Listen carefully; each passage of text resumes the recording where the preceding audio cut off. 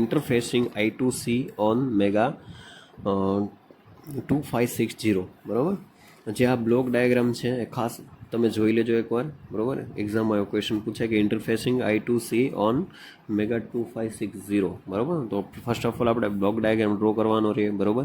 પછી first of all જે power supply આપણે આપીએ એ છે VCC પ્લસ નીચે જે છે એ ગ્રાઉન્ડ. ઓકે, આ I2C મોડ્યુલ છે અને આ મેગા 2560 છે બરાબર.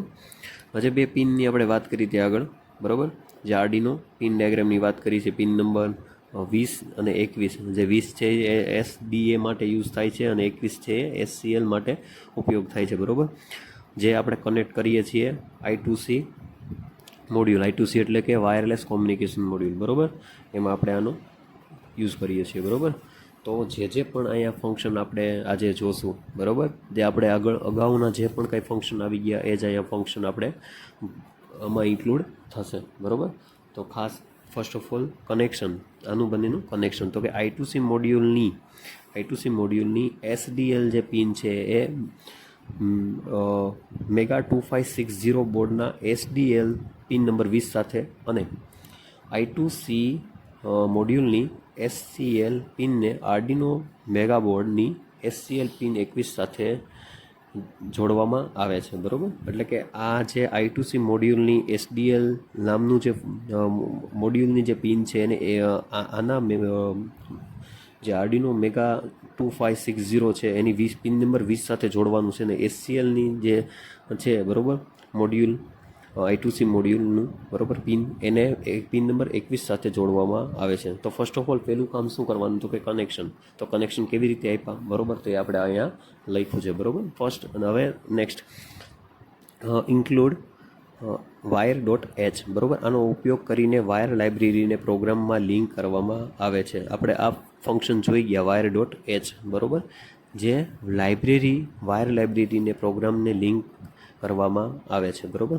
હવે પ્રોગ્રામના સેટઅપ ફંક્શન બરાબર માં wire.beginનો ઉપયોગ કરીને વાયર લાઇબ્રેરીને ઇનિલાઇઝ કરે છે બરાબર. એટલે કે આ શરૂઆતનું ફંક્શન થઈ ગયું બરાબર, જે લાઇબ્રેરીને ઇનિલાઇઝ કરે છે. ઓકે, પછી છે નેક્સ્ટ wire.begin ટ્રાન્સમિશન એડ્રેસ બરાબર.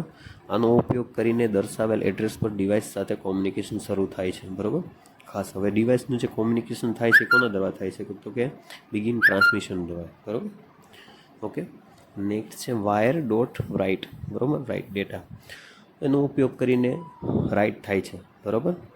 અને વાયર એન્ડ ટ્રાન્સમિશન, એના વડે ટ્રાન્સમિશનને બંધ કરી શકાય છે બરાબર. વાયર એન્ડ ટ્રાન્સમિશન આપણે અગાઉ જોયું હતું, તેના દ્વારા શું થાય છે તો કે ટ્રાન્સમિશન બંધ કરી શકાય છે બરાબર. નેક્સ્ટ છે wire.request ફોર્મ બરાબર. એમાં એડ્રેસ ક્વોન્ટિટી આપણે જોયું હતું અગાઉ બરાબર.